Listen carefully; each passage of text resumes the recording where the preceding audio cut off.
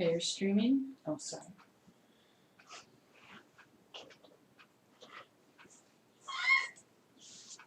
So, here we are, another Monday night, and it's time for two things. It is time for the meditation for human consciousness to be followed immediately by the Toltec discussions with Golden Eagle. Thank you for joining us, all of you who are tuning in and coming home from your commute on crowded LA freeways and crowded London freeways. So anyway, the meditation for human consciousness is how we are upgrading the human collective consciousness. Hopefully you've heard that term. If not, welcome to the new world. This is how we will create a reality that is conducive and beneficial for everyone.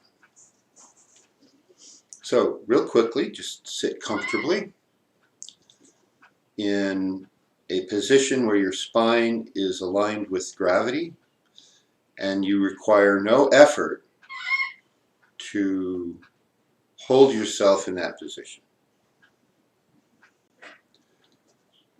Diffuse your vision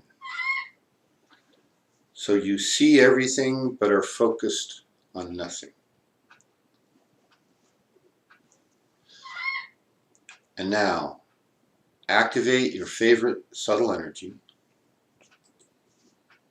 and build an energy ball between your hands.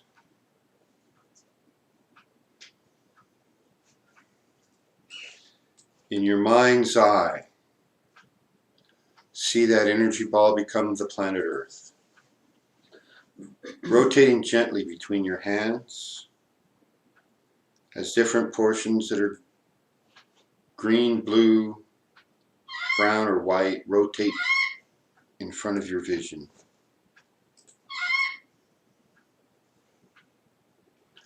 And using your energy as the carrier wave, send these messages into the collective consciousness.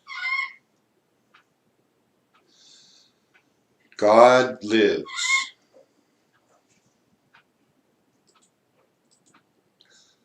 Love is the answer.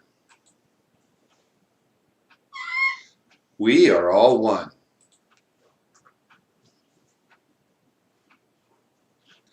God lives. Love is the answer. We are all one. God lives. Love is the answer. We are all one. Join us daily at 7 a.m., 7 p.m. Pacific time on the west coast of North America as we do this meditation. And if I'm not online, which sometimes happens, do it on your own and we will change the world. I think we're going to have to take that noisy parrot and cover him up more somehow. My apologies, viewers everywhere in the world. I have a parrot who is sometimes not terribly cooperative. It's not true. It's not true.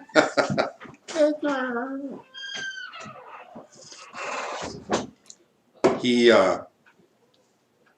I've had Pogo's 38 now, I guess. I've had him since he was 7. And he doesn't like missing out on things. So, please join us in this meditation. It is extremely powerful.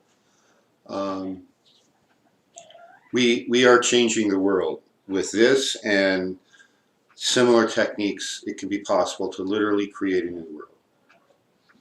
So, we we were talking last time about human potential. The notes from last time are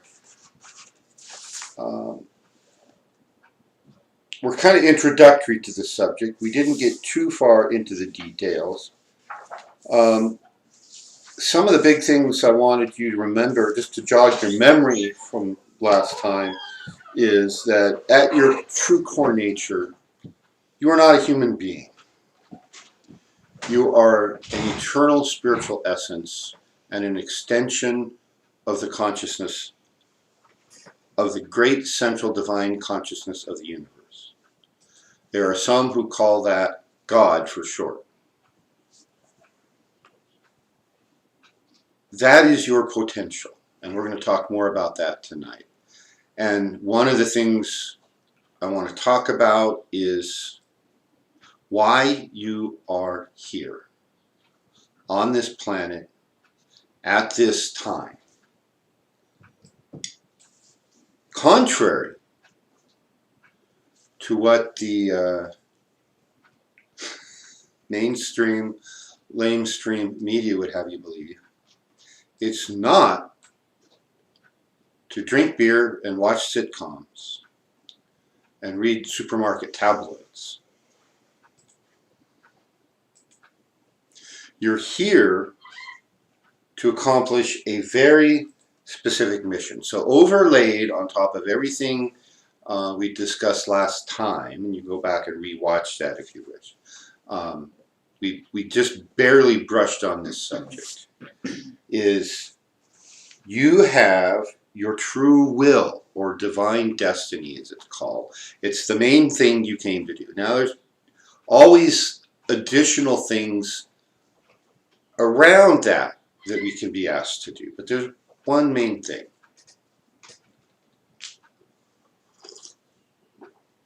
Whatever that tea is wonderful. Good. Thank you. So you are here on this secret mission because the great central divine intelligence of the universe needs people down here in the physical plane doing things that can only be done here. And so you agreed to do something.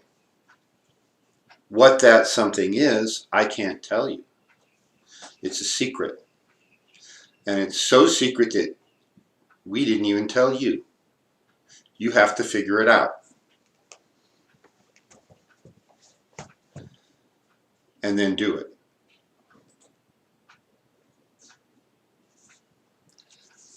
What you have to do is a piece of a much bigger jigsaw puzzle. Only think of it as an n-dimensional jigsaw puzzle, not just the two-dimensional jigsaw puzzles that would fit nicely on our little beverage table that we use as an altar table.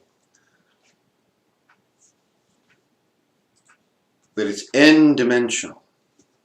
Many, many, many dimensions. At least 19. More than 3. And each piece of this jigsaw puzzle has a different individual responsible for it, and the goal is to fully assemble the whole thing.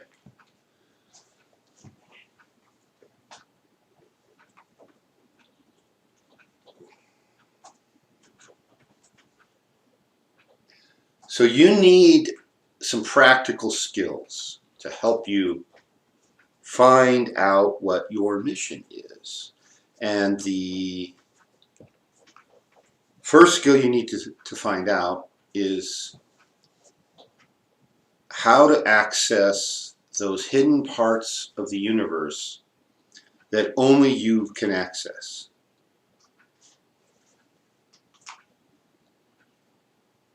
Those skills fall into the category or the purview of what today we call esoteric schools. They've been called mystery traditions. And they teach you how to navigate the higher planes, how to pierce the veil, to see beyond the veil that is this illusion, this holographic projection. It allows you to see the holographic projector that's creating this vision. Those kind of skills allow you to reprogram the holographic projector.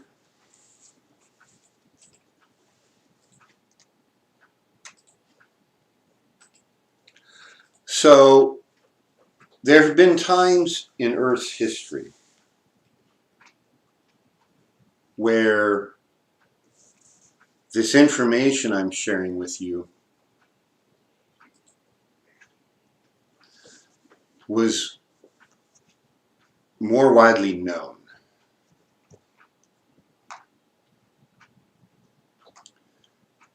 And you didn't have to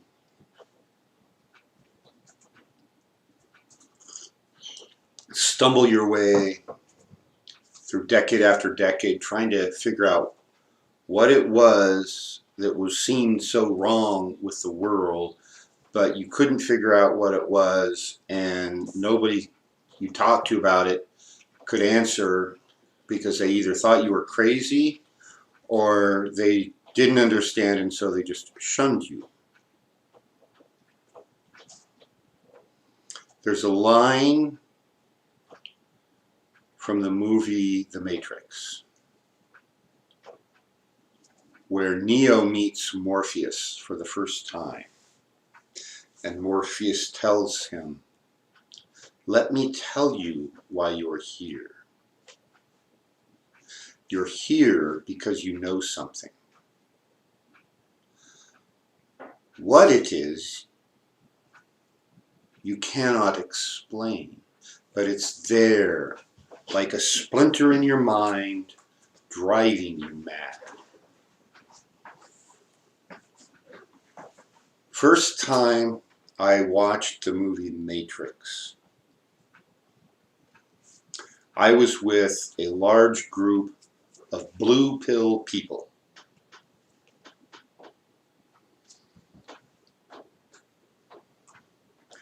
Who I would bet that not a one of them took the movie seriously as anything other than entertainment. But that line, I heard that line and it resonated in me. Your little white baby kitty is eating dry cat food. Far be it for me to interfere. Yeah.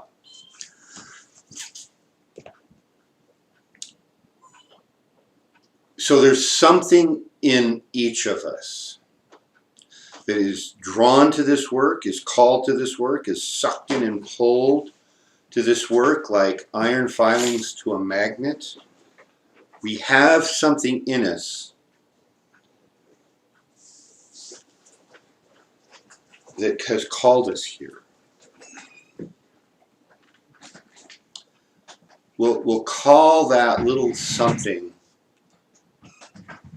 your potential, or at least a piece of your potential.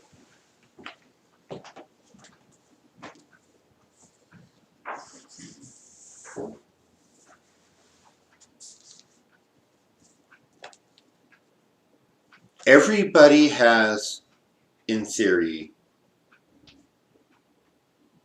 a potential to do something, to be things. If you have an arm, you could, in theory, throw a baseball. But not everybody has the ability to throw a baseball as fast as Nolan Ryan. And so, if you don't, you won't end up in the Baseball Hall of Fame someday as having thrown the most strikeouts in Major League Baseball history.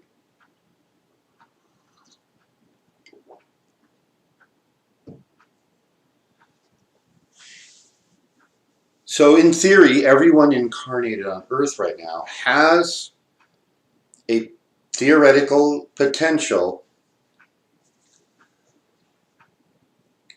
to do the higher spiritual work.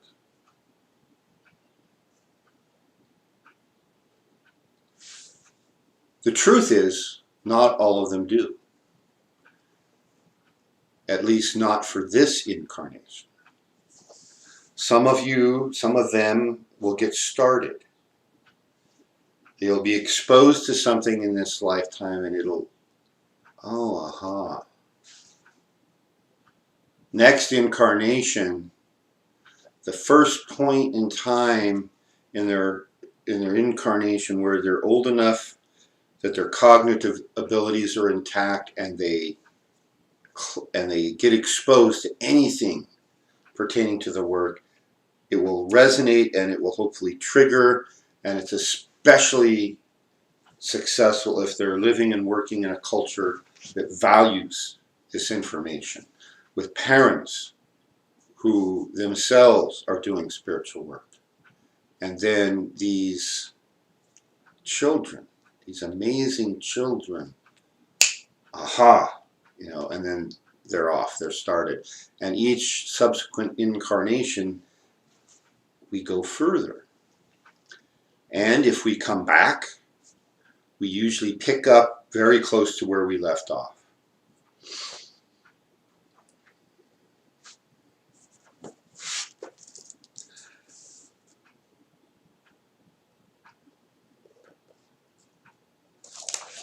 Unfortunately, our culture is such that not every child grows up in a family that's familiar with spiritual work. They are not in a culture or a society that is familiar with spiritual work, especially higher level spiritual work. It's very common for children to be born into cultures pertaining to dogmatic religions. The sit down, shut up, and don't ask questions kind of religions. The do as you're told, not as I do religions. And I don't have to name any names because you can all probably name half a dozen.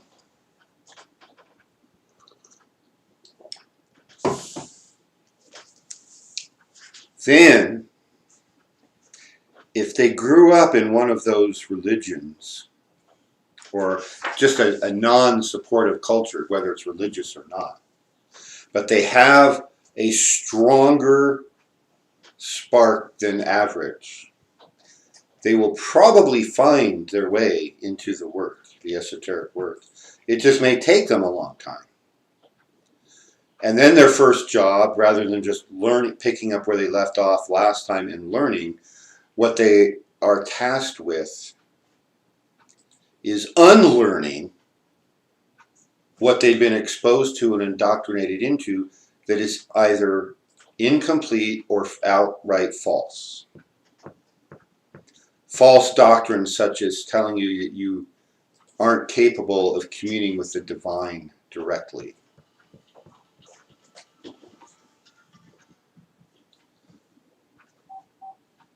So that's the big challenge that a lot of us faced when we were growing up.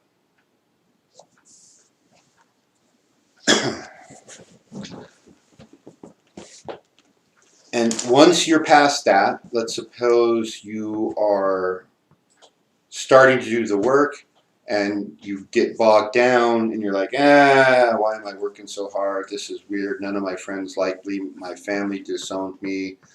Literally 99.9% of the people in my life up to this point that I have been calling friends have disowned me and no longer talk, and they don't take my calls, and they defriended me on Facebook, and oh, woe is me.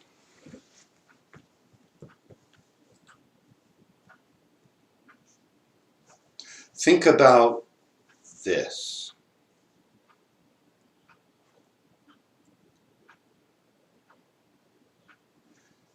Think about, what if you were born as a bird?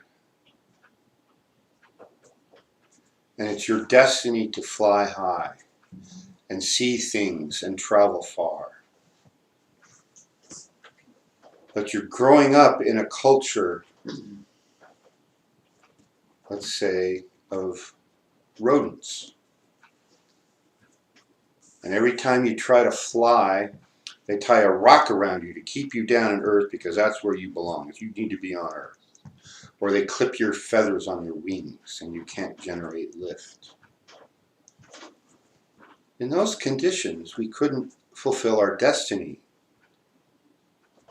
of flying high, seeing far, and traveling far.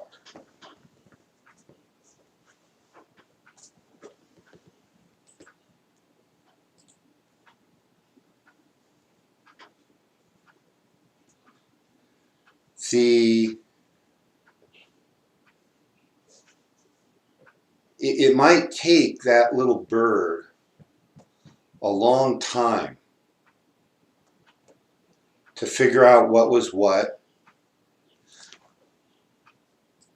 that this culture he was living in wasn't supporting what he felt deep inside was his true destiny.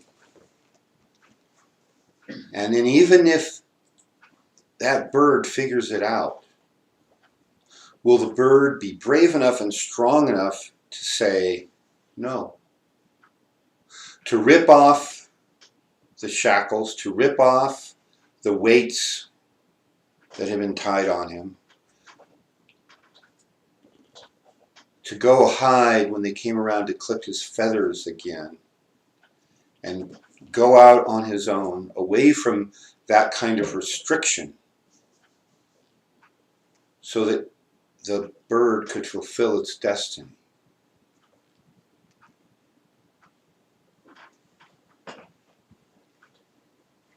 It is a sad, unfortunate truth that there are many, many people in our culture who are living a life exactly like that. They have a potential to greatness.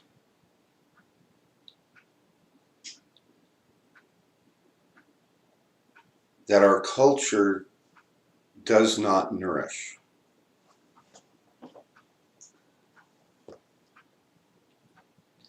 By now,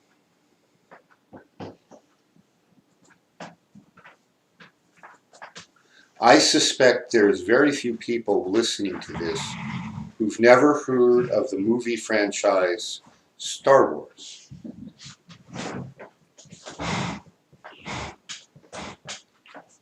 If you haven't, and you go, there's a movie called Star Wars. Should I go watch it? Yeah, especially the first 3 are good. The second 6, not so much. But I'm not here to pick at the directors and producers' choice of how they implemented some of the later movies. That's irrelevant to my point. The movie Star Wars talks about a category of beings called the Jedi Knights. Great defenders of truth and justice, and possessors of fabulous and fantastic powers that the average beings did not possess. I'm using the word beings because in the multicultural interstellar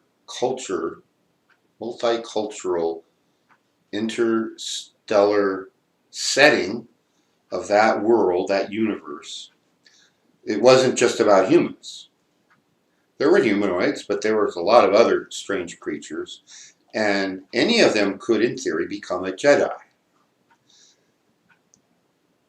But the same way not everyone has the ability to become a Hall of Fame pitcher, even though we've all got arms, not everyone had the true ability to become a Jedi. The ones who did had a little something extra.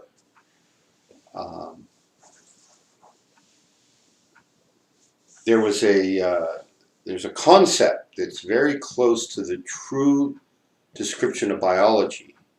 In our cells, and according to the Star Wars universe, we possess a little creature called midichlorians. And everybody has a range. Some people have more than others. And the people at the high end of the range of this natural bell curve distribution of midichlorian concentrations, only the ones out here had the ability to become Jedi. They were the ones that had the ability to interact more strongly with the force, which is, of course, a generic term for all the subtle energies like chi or prana or akadua that we have here in this world.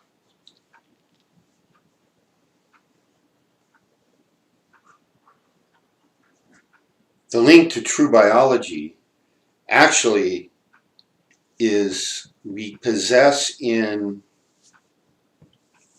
our cells a tiny particles that some researchers have called proteins and others have called microzymes.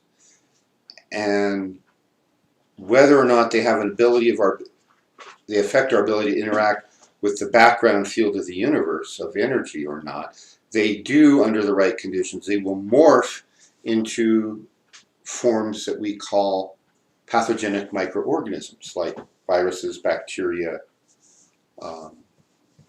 fungi, things like that, whose job is to clean up and eliminate dead cells. And the body will produce these kind of organisms based on the internal conditions of the body. So if we get too acidic, or if we get too oxygen deprived, the body produces these and starts to clean up damaged tissues.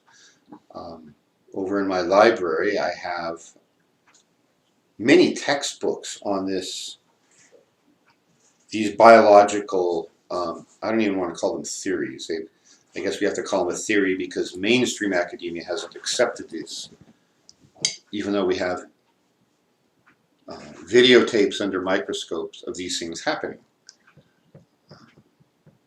Textbooks published primarily in Germany and France, where they haven't heavily suppressed this kind of alternative scientific information. So even the Star Wars universe has a grain of truth in their midichlorian definition. So those who had that little spark of something extra, the highest end of the bell curve of midichlorian concentrations, were the ones who had the potential. And they were always tried to be identified when very young. It's important to start the training young. And they went off to Jedi Academy or University. I can't remember. I think they called it the Academy. The little kids were in an academy. I don't know what the big kids were. They all started. Yeah, exactly. You're right. I think they called it the Academy.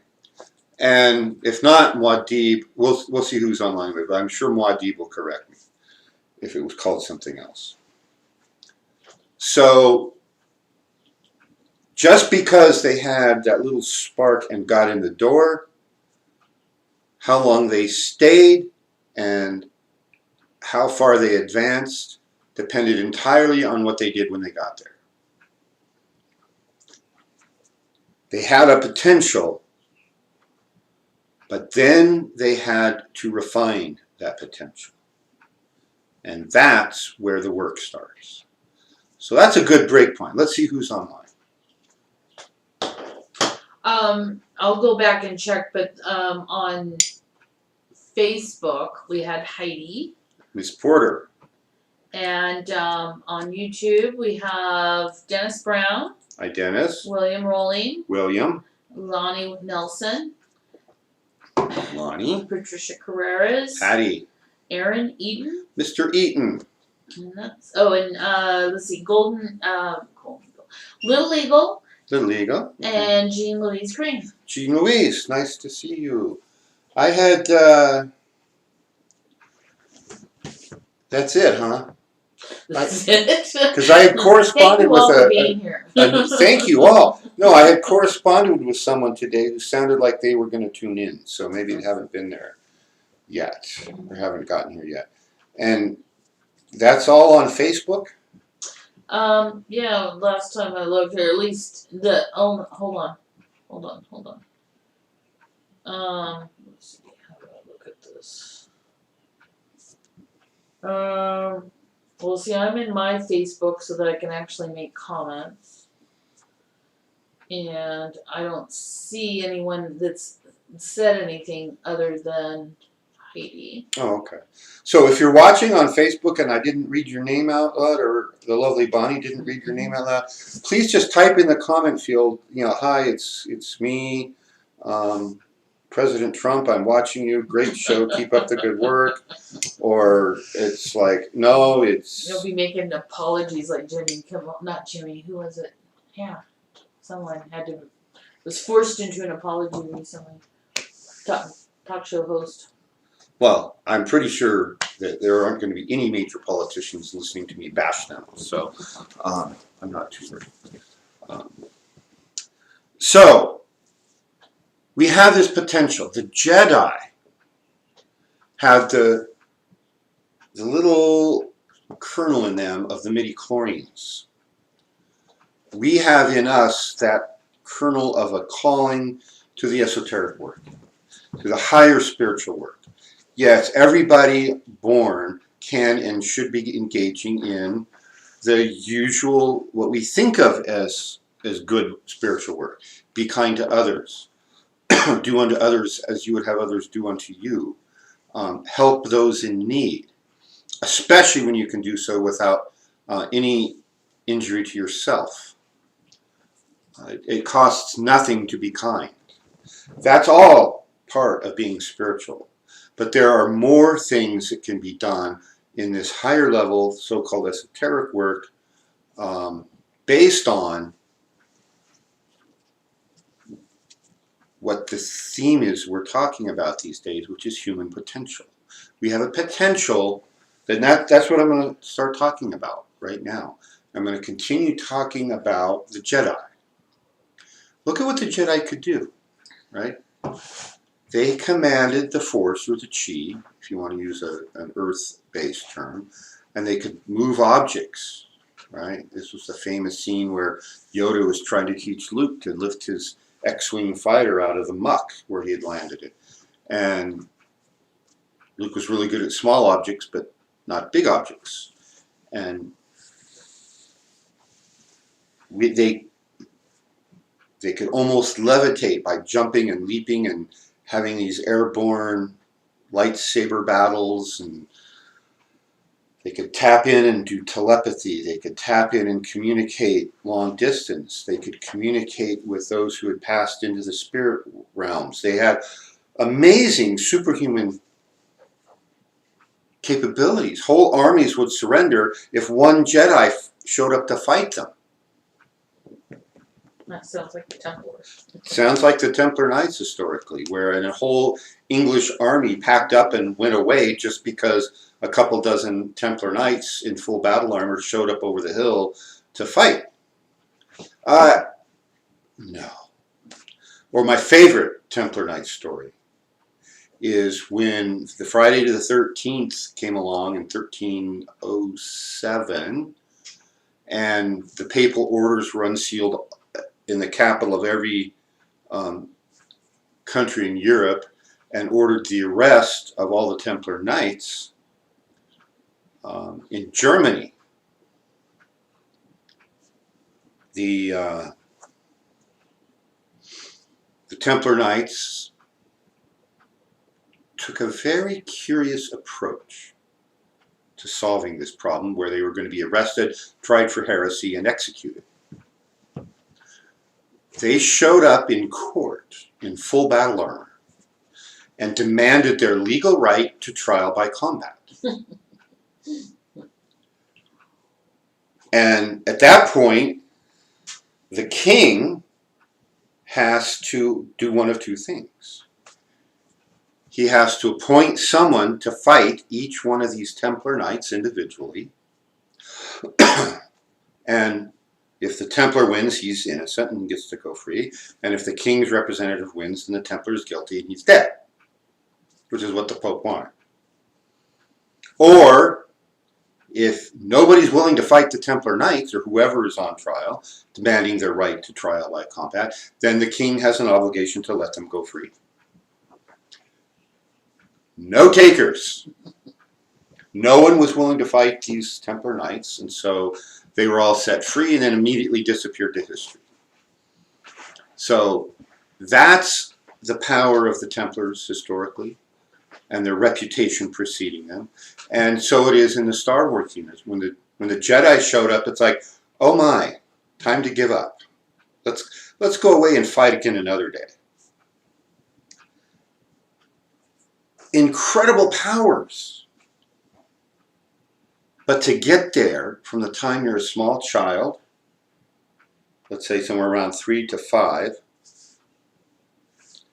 and you start your training, to being somewhere, let's say, 20 years or more down the road, when you're officially anointed a full Jedi,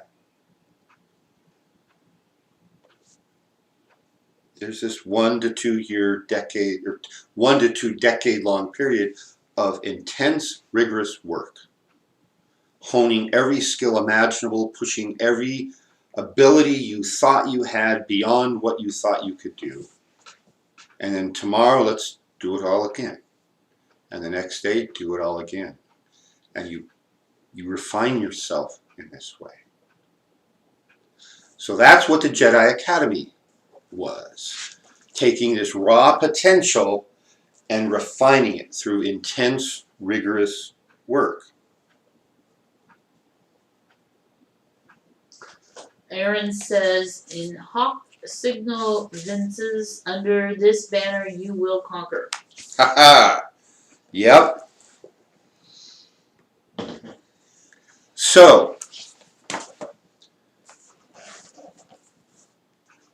in another less well-known science fiction fantasy universe, there is an author named Robert Jordan who wrote a series called The Wheel of Time. It's absolutely astounding in its prophetic nature and its description of a universe where, though set and completely different, there's a certain category of people called the Aes Sedai who are usually selected young, mostly female, although at one point they reactivate the male portion that had almost died out. And they get trained using what they call the One Power, and they have all these amazing abilities. And ultimately, they start building magic objects and the ability to fly and do all, Navigate the dreaming. Navigate the dreaming and open portals and step through from here to the other side of the continent. Like that. Amazing abilities, right? But again, and in a raw potential, the young are selected when they seem to have a potential, and those who have completed the training have the ability to detect that potential in others. In that world, it usually hits around puberty, not at the very young. So you hit puberty and you start displaying abilities that everybody else kind of, go away. And so they end up being trained into this cast of incredible scientists, healers, priests, and warriors that are destined to save the universe. But again, years and years and years of intense and rigorous and continuous training to take that raw potential and turn it into something useful. But then where you end up is so far beyond what normal would be considered that it's considered to be superhuman. Just like the Jedi were considered to be superhuman. I was just going to mention that, even the Druids trained for 20 years. Mm-hmm. And they were usually chosen as a child. Again, based on their potential. And there was a tiny sect of the Druids who were also warriors. So in the ancient Celtic tradition, for those who don't know what a Druid is, the Druids were the priesthood caste in the Celtic peoples. And there was a warrior caste in the Celtic traditions, and a very, very tiny percentage did both. They were a priesthood caste Druid, and they were a warrior, and they were known as the battle Druids. and they were among the most feared. And if a battle druid showed up on the opposing army, over there on that hill, the battle druids come. Everybody over here just suddenly had a good reason to go somewhere else. No, they got a battle druid? Okay, look at the time. I said I'd swing by Rome on the way home and pick up some cannellonis for my wife, so I gotta go. Right. Speaking of the Romans, I always thought it was interesting the legends of the serpent eggs, which we really don't know what a serpent egg is. But hang on, I'm gonna show myself apparently. There's talked about in the legends. But the Druids had what they called the serpent egg that gave them some kind of special powers. So much so that in Rome, they made it illegal for Druids to be in the audience during trials and things because they had these serpent eggs and they felt like it was throwing, not that they believed in Druids or serpent eggs, but obviously they were somehow throwing the results of what they were watching or what was happening. Yeah. Let me know when we're back on this. We're back. So it's like in the first Star Wars movie when Obi-Wan meets the stormtroopers looking for the droids. These are not the droids you're looking for. Oh, these are not the droids we're looking for. We can go about our way. Oh, you can go about your way. The mind control, right? It's the same kind of principle. Hello there, kitty cat. Yeah. Hi, Mama. Yeah. Mom cat. We have Don't even go. a menagerie in the studio audience tonight. So this concept of creating superhuman beings through rigorous training and your potential, what evidence is there of that besides the Druids, apparently, and other great warrior castes who train and priesthood castes who train? We have, even in the Christian scriptures, we have the stories that Christ told everyone that whatever I can do, you can do the same thing and more. I can quote chapter and verse if anybody wants. Otherwise, you can go look it up. That is the potential that we have. But like the children's toys at Christmas, some assembly is required. If you expect to take yourself as you are now and become something into this superhuman category of abilities, here's what you have to do. Is everybody sitting down? If you may want to have some smelling salts handy. In order to do that, to turn yourself into something higher, but beyond what your capabilities what you could imagine, you have to work. The W word.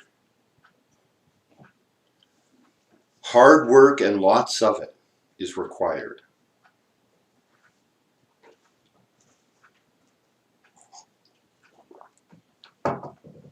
You have to give things up,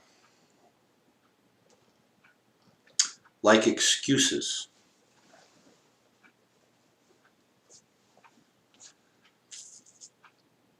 You have to push your own limits, and when you pushing your own limits isn't enough, it's always good to have someone to work with who's been that way before and can push you even harder.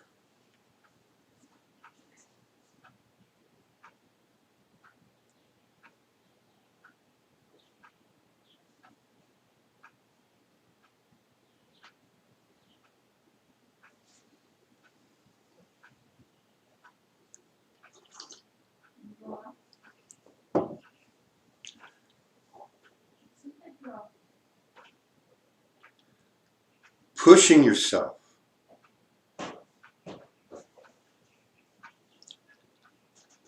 To go past your limits. To give up the world of excuses requires brutal self-honesty, brutal self-discipline.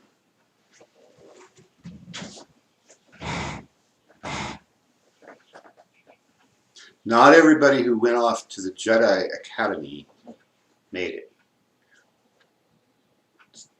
Some didn't have that ability to push themselves. They hit a plateau and never went beyond it. And some went to the dark side. So yeah, some of them went to the dark side, and some of them just went. The television series Kung Fu, starring David Carradine, showed a reasonably accurate glimpse inside the ancient Shaolin Temple, which is very similar. They had to push themselves beyond their known limits, mentally and spiritually. The beauty of what they created in the Shaolin Temple over that roughly, 14 or 1500 year period. And there are still descendants of the Shaolin lineage active today. What they found is that by combining physical work, mainly through the martial arts, but also through the daily discipline of, if they wanted to eat next winter, they all better work to help grow food this summer, because that's all they had, was what they produced. They wanted cloth to wear, well, they had to do some weaving. That means they had to grow some flax or sheep that they could shear or whatever. So there was physical work, and then there was the intense spiritual work. And it was by combining what eventually became known as Zen with the warrior mind that produced modern martial arts, starting in the 6th and 7th century primarily. And it spiraled up, and they found that both the spiritual work was improved and the physical work was improved by combining them.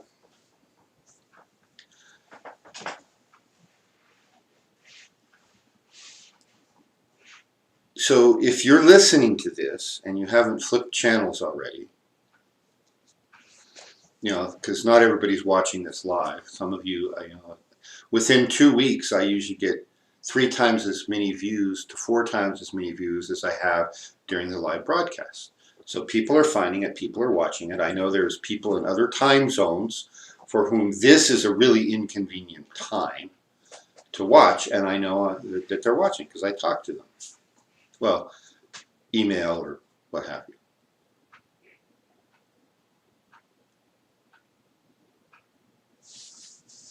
So those of you who are watching this and haven't given up, you are among those who have this potential to be into this superhuman type of category. So the fact that they're showing up at all says they have a potential, right? Right. And the fact they haven't run away screaming Yeah. yet. Oh, it happens. And it's okay if you run away screaming. It really is, because this isn't your path. Well, screaming isn't a good thing. No, screaming is fear. But, and I literally have had that happen, and I have witnesses that I've had that happen. And it wasn't for any dark esoteric secret, it was because of garlic and onions. That was one of the most extreme ones, yeah. Fuck that. Yeah. Yeah. I'm out of here. But I've had a couple others do the equivalent of running away screaming. But it's really okay, because you need to be on your path, your true will path. And if this one isn't it, then you need to go find yours. But if I haven't scared you away by now, some of you have been watching me 3 years, or more. And if you haven't been scared off yet, then you're probably not going to. So here's what I have to tell you next. If you haven't run away screaming and you're still interested, but you're not all in yet, take a look at the world around you and realize that no matter whose prophecies you choose to read about the end times, whether it's the Hopis or the Hebrews or the Australian Aboriginals or the Navajo or the Celts or the Norse or anybody else's, Nostradamus. Saint Hildegard. Yeah, Saint Hildegard. They all say the same thing about this time. They all have things unique to their culture, but in terms of the overall humanity, they're all saying about the same thing, describing the kinds of things going on in the world right now. And what that tells you, I hope, is that time is of the essence. And if you're going to go all in and work for your spiritual attainment and work to refine yourself,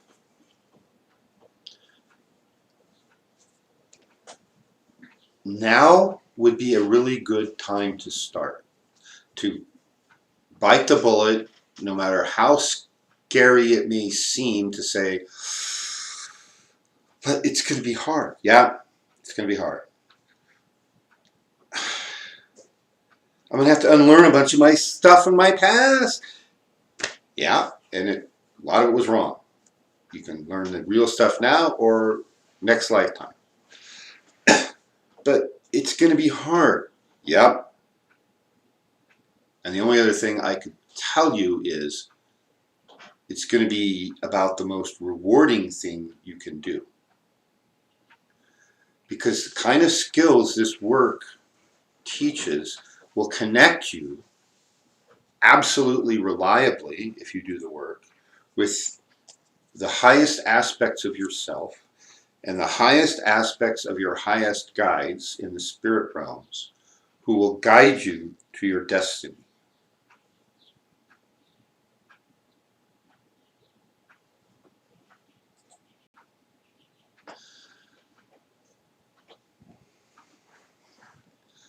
The last thing I would want for myself,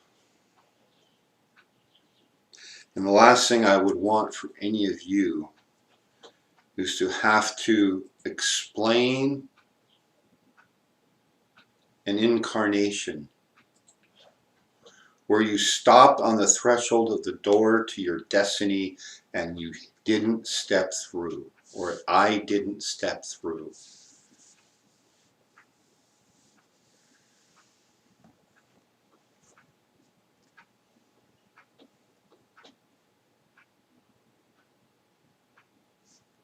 If you're still listening and you haven't flipped channels in disgust, then that tells me you have the potential. And no matter where you are in your level of advancement of the work, no matter where you are in your age, you still, if you're still breathing and you're still vertical, you have a chance to advance.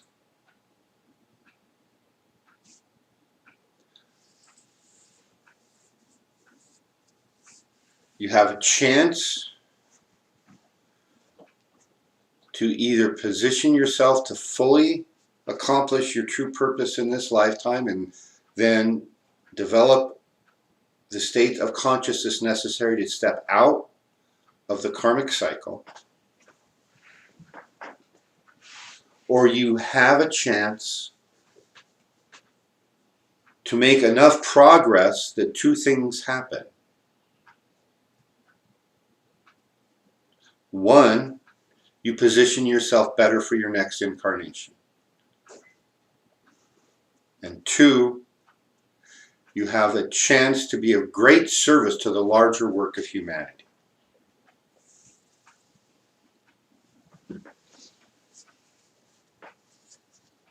I will let you in on a secret that is true about everyone's true purpose, everyone's true will, your true spiritual path, is they always involve service to humanity. Now, maybe there's 3 or 4 people alive at any given instant whose true will purpose is to serve as a bad example to others. I'm open to that possibility. But otherwise, we're here to serve humanity, to advance humanity for much higher and larger aims than we have time to go into tonight. That can look different, right? It can look different from, You mean we're all different?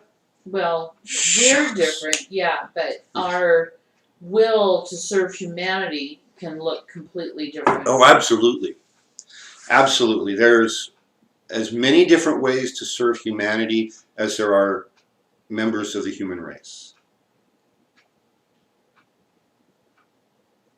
Maybe you're leading on the cutting edge of organic farming and getting poison out of our food supply.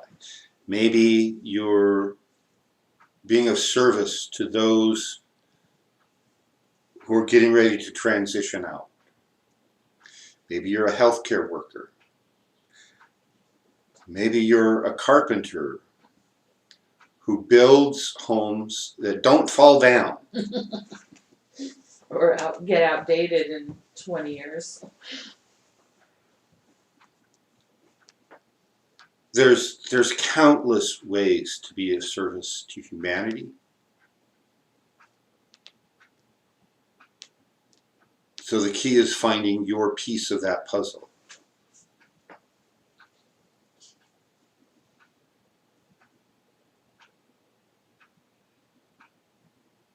Your true purpose is a body of work that you alone came here to do. Nobody else can do what you're on this planet to do. I can't do it. You have to do it. And that glimpse of somebody who's on the threshold and just almost ready to leap but just keeps hesitating.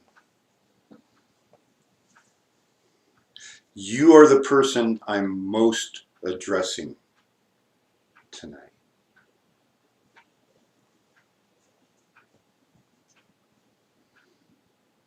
Partly, the urgency is based on what's going on in the world of humanity. Part of that, in turn, is due to the earth itself is changing. The earth itself is a conscious, sentient being. It's evolving. It's making its next steps. And we can either be in harmony with that or not. And let's just say the or not isn't going to be terribly pleasant.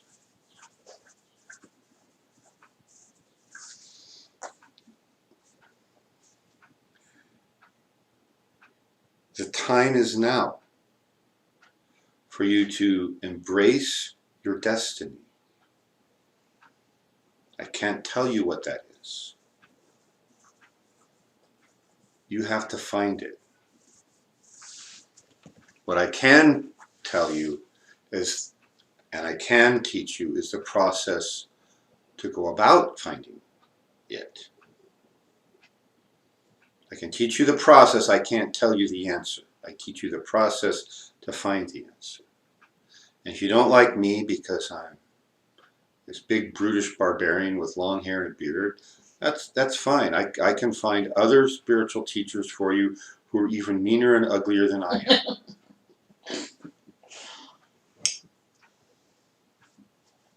Yeah, because not this path, this work isn't suited for everyone, and not every teacher in the legitimate work is suited for everyone. So yeah, if I'm not it, I'll send you to the 3 or 4 others that I know. And maybe one of them is it. But my message to you is It's time. Humanity is waiting for you to get your work done.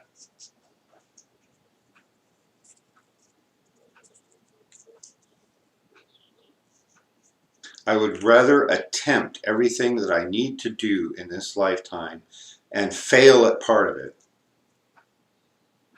than never to have attempted.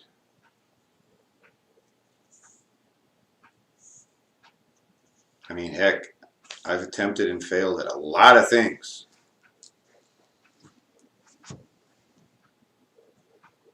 So I just keep trying. I don't know that failure is always the right word, but maybe not pushed on and mastered. There's things obviously that come easier to some people, and Right. things that you can learn academically, but it's that mastery. It's Well, there's a quote that goes around, it's in the martial arts world a lot, that the master has failed more times than the beginner has attempted. there you go. So yeah, when I was starting out in martial arts 30 plus years ago, I would come home after each training session with a lot of bruises. There's one of the Robin Hood movies, the one with Kevin Costner and Morgan Freeman. Morgan Freeman, of course, is one of my favorite actors of all time.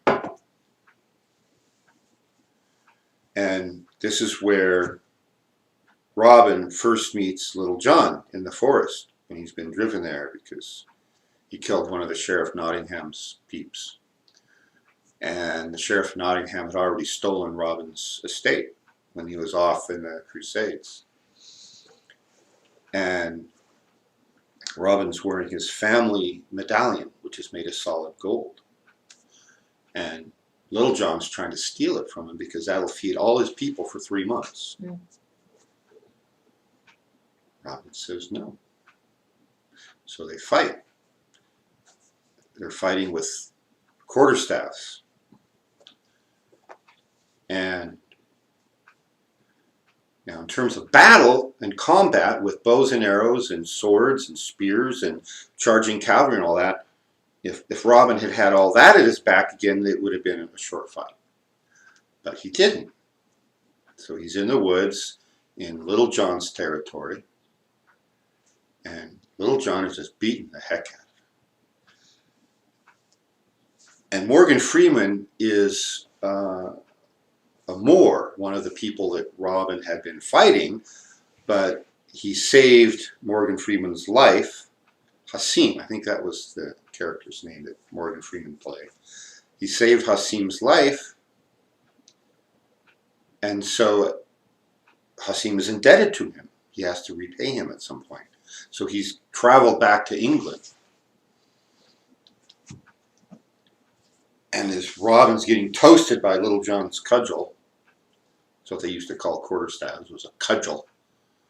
And Robin says something like, "You got some advice for me here?" And Morgan Freeman says, "Move faster." Move faster. Oh, geez, And eventually Robin prevails. And the rest is history, right? I won't be the spoiler. But there's a girl involved, more than one. Good triumphs over evil, basically. But yeah, you got to move faster. You got to push yourself harder. It's like that Farmer John story I told a few weeks back, right? He gets to heaven, and here's all the things I tried to do to help you, but you turned them all down. What were you waiting for? Now look around the world. What are you waiting for? It's time, gang. The time is now.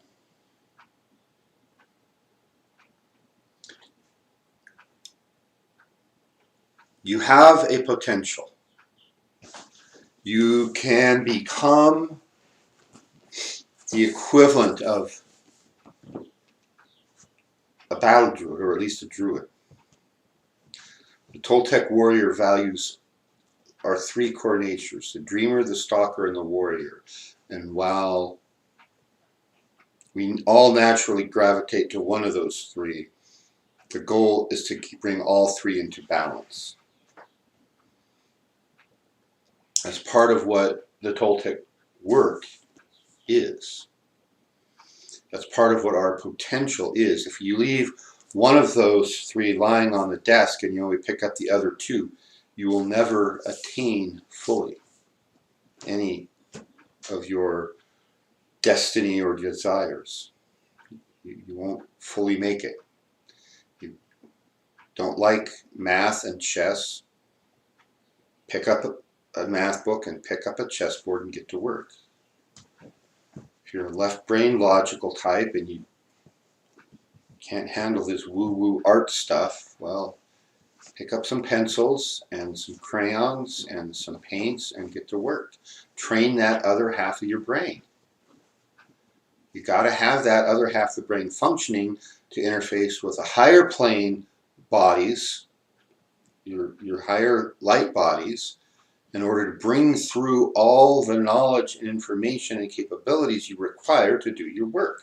That's why we do art. That's why we do music. That's why we do math and play chess and garden and sew and read.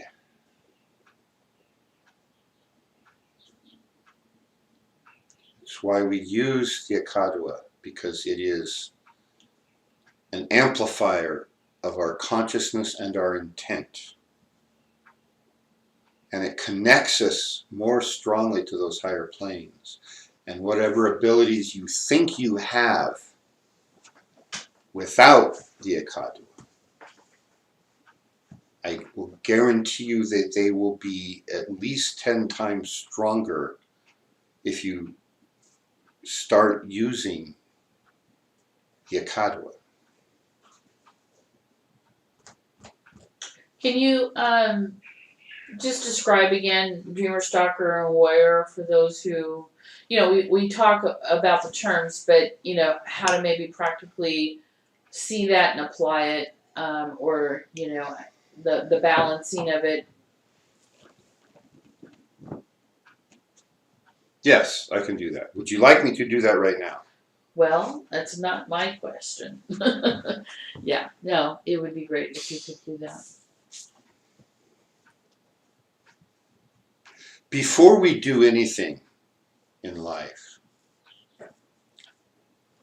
we first have to have the idea of doing it. Something triggers us. Oh, I'm hungry. That's the trigger. Maybe I'd like a bacon cheeseburger, but I don't have any Hamburger House. That means I have to go out and forage for hamburgers.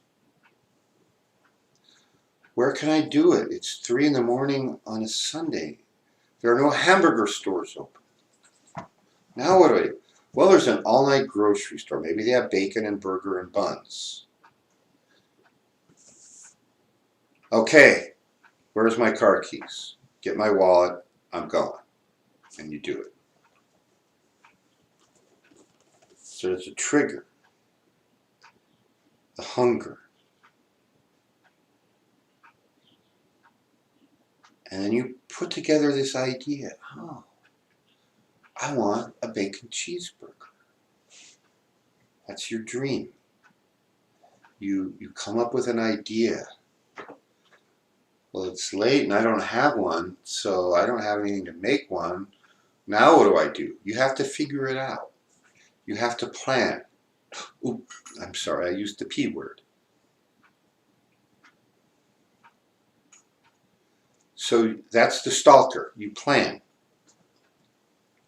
You come up with a list of what you need to go shopping for, and then you realize that it's 2 in the morning and the only grocery store open that's open 24 hours is 20 miles away, so it's going to be a bit of an expedition, so you have to plan it. And then it's time to actually do it. So you get your car keys, you get in your car, you drive down the road, you go to the store, you go down your shopping checklist, you buy the ingredients, you drive home, and you cook. You cook your food. And then you sit down and go, that's what I wanted. That's what I'm talking about. Bacon cheeseburgers at 3 in the morning. So there's an idea. This is what the dreamer does, is create the ideas, creating a potential. Okay?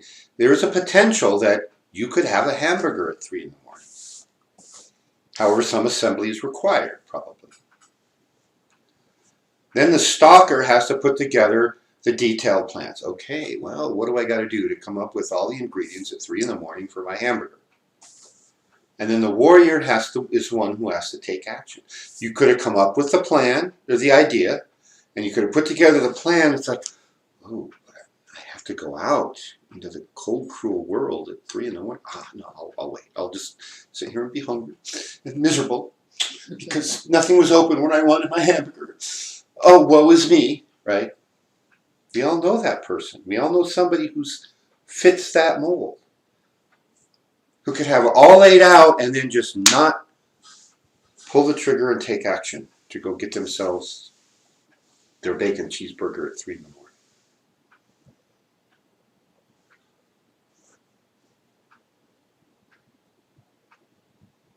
So each one of those capabilities, the dreamer, the stalker, the warrior, has correspondences on the higher planes that I'm talking about, doing this higher spiritual work. There is a part where the world of archetypes, where all these ideas originate and they trickle down, they flow down the tree of life to a certain part of our psyche. That's those dreams, those ideas. Then other regions of our higher centrums put together the plan. And then you have to act. The best plan and the best idea will do no good if you aren't willing to act. And then don't we, though, have a lot of people running around acting, but without a plan and without a dream? Oh, don't get me started. Yes, that's true. If you can't spend 5 minutes on the internet and find a dozen examples, you're not looking very hard. So the stalker seems to be one of the skills that the average person, anyway, seems to lack. Mm-hmm. And it seems like in a time like now, the EJ quote about not making any sudden moves, my habits will carry me through. This is not necessarily a time to make a sudden move or decision on things. We need to stop what's going on in the world and make calculated decisions. Exactly. So that's very true. Every bit of what you just said is there's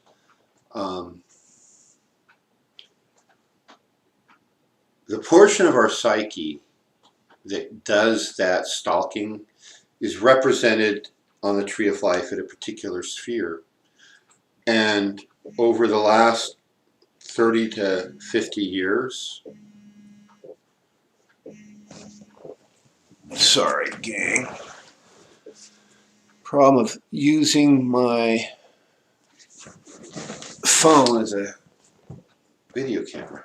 Sometimes it rings in the middle of the show. Good thing I had it on vibrate though. It wasn't too annoying.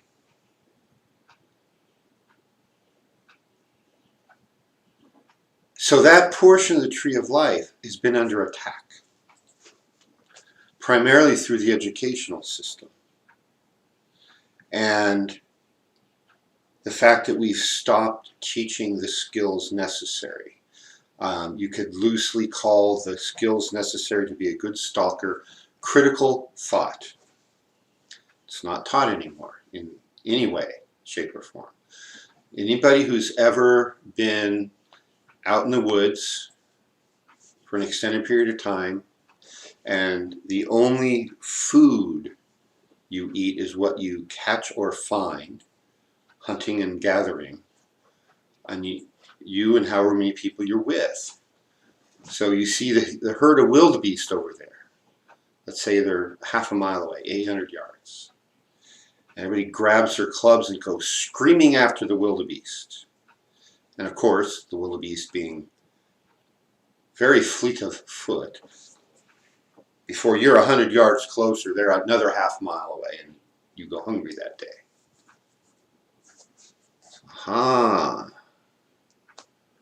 We're going to surround the herd of wildebeest. And then we're going to run at them from all directions at once. And our ring is going to get closer and closer. And as they start to get panic and run in all directions, some of them are going to run by one of our hunters who can get one or two. And then the whole tribe eats for a week. So you plan, how am I going to get food? How am I going to hunt these creatures that are bigger, stronger, faster, and if they turn around and gore me, their horn is going to go all the way through me and I'll be dead. That's where the term comes from. Stalking is the hunter who sneaks up on game in clever ways so that he and his tribe don't go hungry. It's the same skill required to be, let's say, a good chess player. And so to be a good poker player, that's stalking. You know, but the Kenny Rogers says you got to know when to hold up, you know when to fold up, right? But actually doing it, then that's the warrior.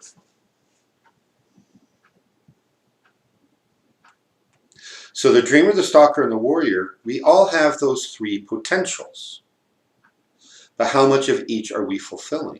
And are you diligently pushing yourself and your limits to fill in the ones you're lacking? That's the big question. Any other comments online? Yeah. So Sean's online with us. Oh, Mr. Sean, I didn't hear you come in. And I don't know if his question was related to something we were talking about just prior to this, but he says, not saying Bruce Lee was a shaman, but he said once, be like water. How does this fit with the idea of doing those things that are most difficult or challenging? Well, I don't know if Bruce Lee was a shaman or not, but he was an outstanding philosopher. And be like water. That's a really interesting quote. Basically, how does water behave in the wild? It flows naturally, right? Path of least resistance. It follows the path of least resistance. But over time, it wears that path into new shapes. Right? So water can wear down mountains, given time. But the other thing that is often missed in this discussion about this philosophical discussion about being like water is water doesn't try to be something else. What's the nature of water? The nature of water is to flow. It flows downhill. It does what it does. You heat water and it becomes steam and then it flies, right? And then it cools and condenses as it comes down as rain and then it flows through streams out to the ocean. There's this whole cycle of water. But be like water, right? It's, if you get mad at the water and you take a stick and try to hit it, what happens? It just flows around you. It flows around your stick. It splashes up and it settles back down and the water is unchanged and the water is unhurt. You're sitting over there exhausted on your knees, practically drowning at the edge of the stream because you're trying to hit the water to make it stop flowing. Well, guess what? It doesn't work that way. So I'm not sure if that answers your question, Sean, but it's following the path of your destiny. It's following the path of your core nature. Water isn't trying to be like a wildebeest. Water is water. Any other comments on it? I don't see any, but Moadib is on with us as well, Okay. so I hadn't anticipated questions, so I hadn't asked. Oh, okay.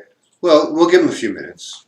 If you have questions, you have comments, please type in. I should announce this at the beginning. Okay. So while you're thinking of questions you may want to ask, I'm going to take the opportunity and make a few announcements.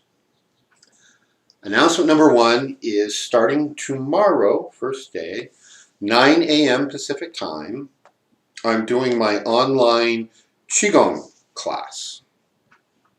If you've already contacted me, you'll be getting an email probably later tonight about the Zoom link. If you haven't, the Qigong class is $5 for one class. It's $17 for a month. I don't want to try to get into partial months. So for the rest of May, just do it $5. You can PayPal me on the link on the website, and then I will email you the link, and so we'll be starting my Qigong series online on Zoom. Then in June, if I haven't scared you away from Qigong class and you want to continue it, it's $17 for a month, and whether, and this is right now only on Tuesday mornings, and so whether it's 4 weeks or 5, it's all the same price. And I don't know how many Tuesdays June has this year. So that's starting tomorrow. Email me tonight if you're interested, and we can make payment arrangements, and some of you already have. So And just to note that, you know, you're basically making this available for everyone, but that you have to pay for the space that you're using to broadcast from. yes, So that you will be in a studio that you're going to be broadcasting. I'm working out of a recreational center, and they have a rec room it's pre-wired with Wi-Fi and a big television monitor that I plug my equipment into. So yeah, I'm not getting rich off this unless I get 1,000 people per session, then I'm not going to be getting rich off this. So. Moadib says June has 5 Tuesdays. 5. There you go. So 17 divided by 5. That's like 3. You do the math. You do the math. It's like $3.60 a session.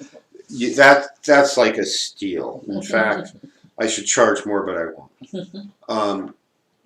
So the next event that I wanted to announce is this coming Sunday, is the 24th of May, and this 6 p.m. we have our first class for the summer healing series, which we have things scheduled out to, I think, September.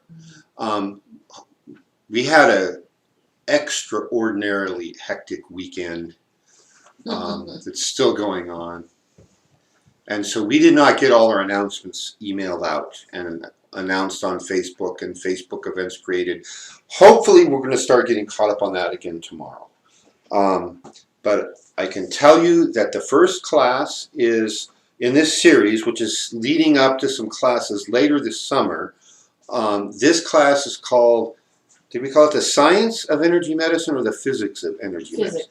The Physics of Energy Medicine. This is drawing on some things that some of you may have once upon a time seen bits of in the Kadwa Level 1 class. But there's a lot more that I have that I've never taught in a Kadwa class. So one of the limitations of our modern conventional medical system is nobody who works in it is ever required to study modern physics. So if you're going to be a doctor or a nurse or a pharmacist or PhD physiologist or a PhD biochemist, all the official scientists who look at biology, health, and medicine, not a one of them ever is required to sit down and study things like quantum mechanics and particle coupling, chaos theory, relativity, any of these things. They've probably all heard the term quantum mechanics, but not a one of them is going to be able to sit down and tell you that and describe it accurately. You know how I know that is because I've tried. I'm one of the 0.00 whatever percent of people who went into the medical professions who did study all that weird eclectic physics stuff, because I was a physics major before I went into medicine. So conventional medicine vilifies alternative medicine, and the reason is they don't understand it. They're applying a wrong, outdated Newtonian physics model to something that uses modern physics principles. And so what I have found, I've been teaching this material for 12 years now. I started teaching it around, maybe 2007 or so. I started teaching this to health professionals. And acupuncturists in particular. Acupuncturists in particular are open to it. But I've taught it to a wide range. But I started teaching it to just miscellaneous people who didn't run away fast enough, and I forced them to sit down in a chair and watch, and they go, oh, wow, that's kind of cool. Can I learn more? And so there is a huge amount of science validating alternative medicine. And so that's where I'm going to start. This is some background that I want you to have before we get 2 or 3 classes further down. Now, it's not required to take this class before these others, but I'm going to be referring to this material later on, and I'm not going to be repeating it.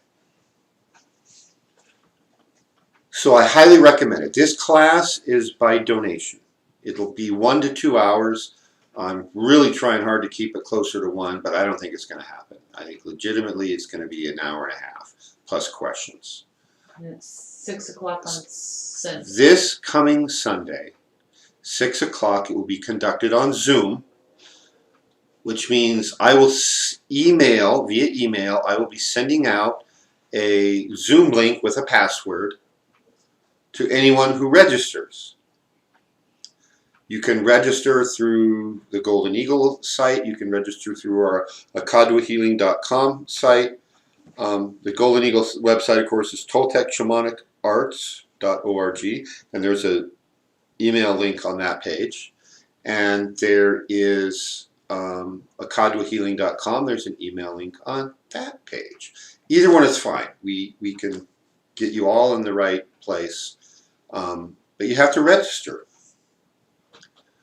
So that class, there's no formal class fee to register. We appreciate all donations because that's what keeps the lights turned on and the cameras running, so to speak, literally.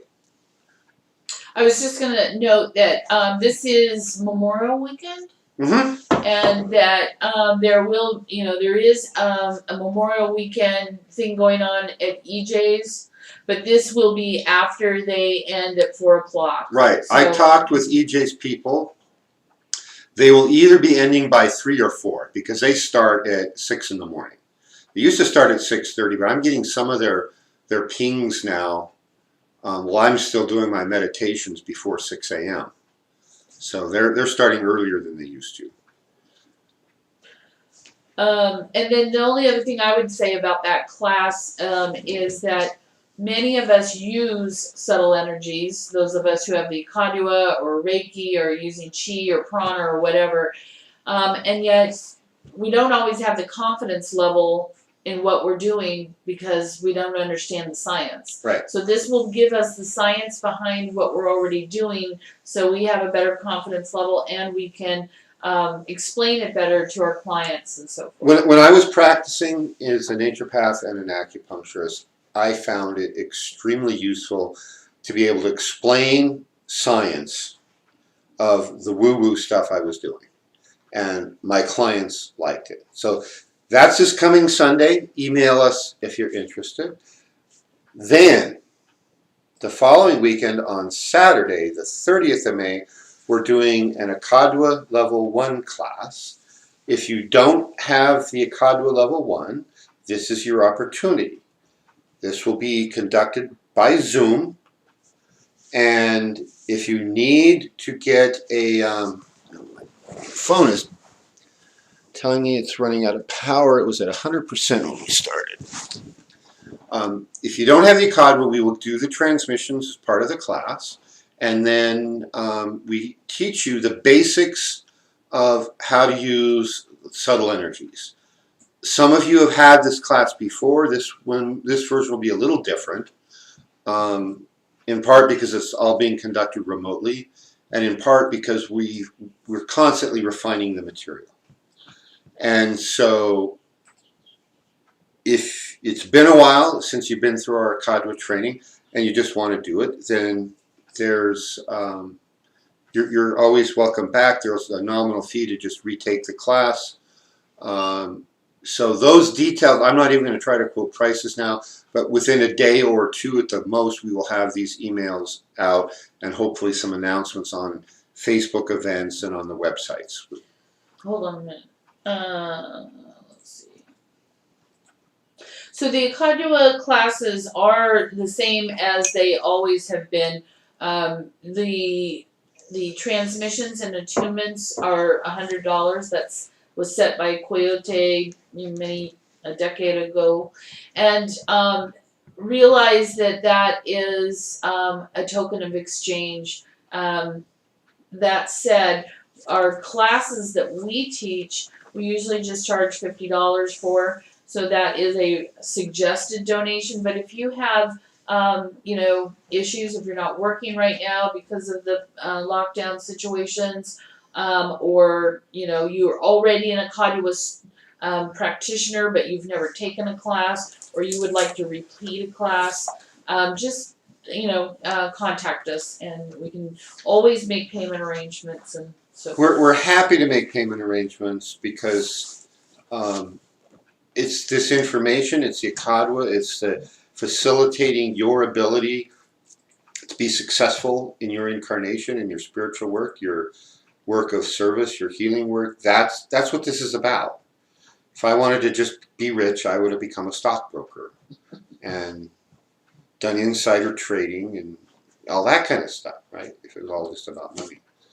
So that's what we have scheduled in the next 1 to 2 weeks. There's more. There's going to be, I think we read them last week, a whole list. Yeah, so, and that will come out. That'll come out here very quickly.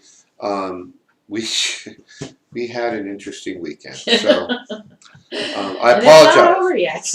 And it's not over yet, but we keep getting roped by the universe into being of service to other beings. So sometimes not all the other beings are appreciative, and they scream and yell and scratch you. So anyway.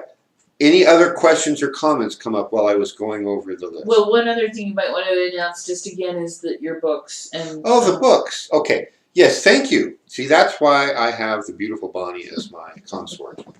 Let me show the picture again. So this is my newest book. If you're watching on Facebook, it will be backwards. So go look at the YouTube image. If you're watching on YouTube, it's forwards. And if anybody knows how to take an iPhone SE and when you're on this recording mode or broadcast mode and do the left, right reversing, let me know. Send me an email. I'd like to learn that. So it's called The Handbook for the Recently Incarnated. And it's the instruction manual for life on Earth that you should have gotten when you turned 8. And if you're still alive and vertical, you can still use this. And it's the kind of thing that I highly recommend for everybody, especially the young. One way of summarizing or describing this is that this book is the instructions I wish someone had given me 50 plus years ago.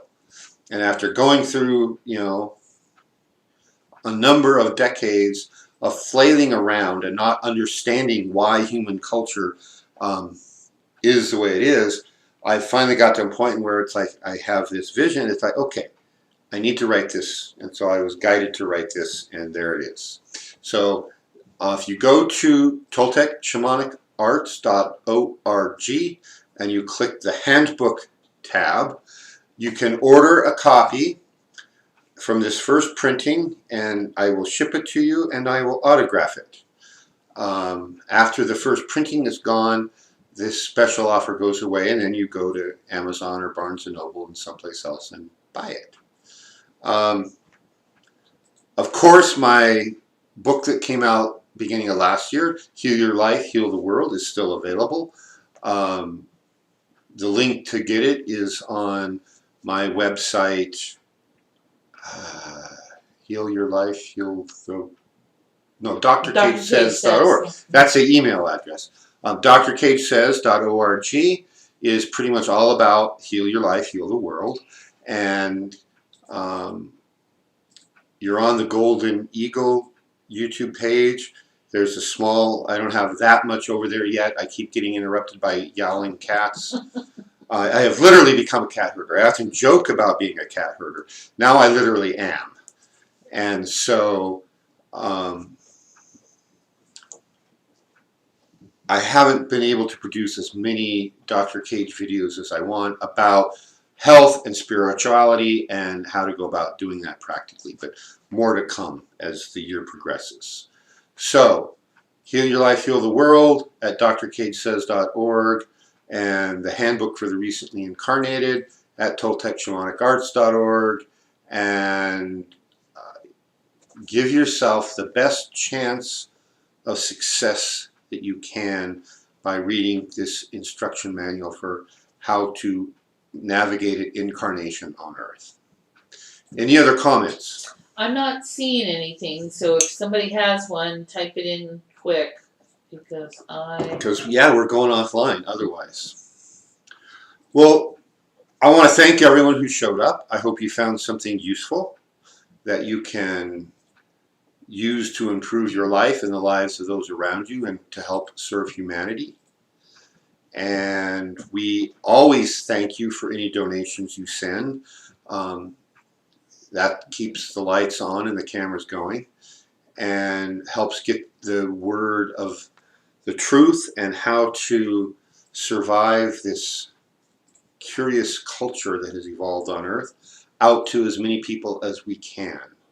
So those of you who are still here and haven't flipped channels in disgust, and you know who you are, if you're standing at the door, you're on the threshold, and you haven't walked through to the path of your destiny fully yet, this message tonight is for you.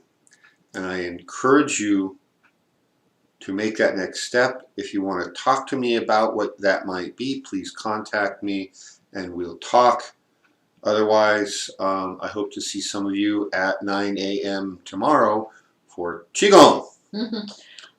Jean Louise Green says, I wanted to thank you, Golden Eagle, for encouraging me to write down my dreams. That has been incredible. You're so welcome. I look forward to talking to you about it at some point. Yeah, dreaming is amazing. I'm going to do a class on dreaming at some point. So anyway, thank you. We're going to go offline now, and if you're on the Qigong list or you send me an email to get on the Qigong list, I'll see you at 9 a.m. Do good, avoid evil, everybody.